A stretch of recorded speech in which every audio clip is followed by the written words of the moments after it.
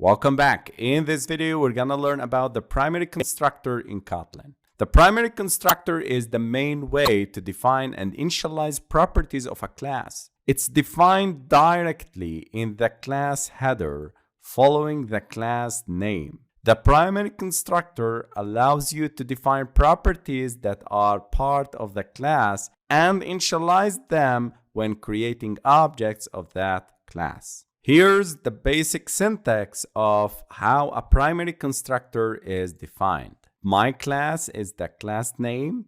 Parameter 1 and parameter 2 are the parameters of the primary constructor, and type represents the data type of each parameter. Following this syntax of the primary constructor, we can see that the class robot has only one parameter in its primary constructor. It's of type string and its name is name. Also, you can initialize parameters passed in the constructor. Also, you can use these parameters, and if you go back to the speak method, I used this property defined in the constructor. So the primary constructor simplifies the process of initializing class properties and is a fundamental part of creating classes in Kotlin. It allows you to define the basic structure and properties of your class when you create objects.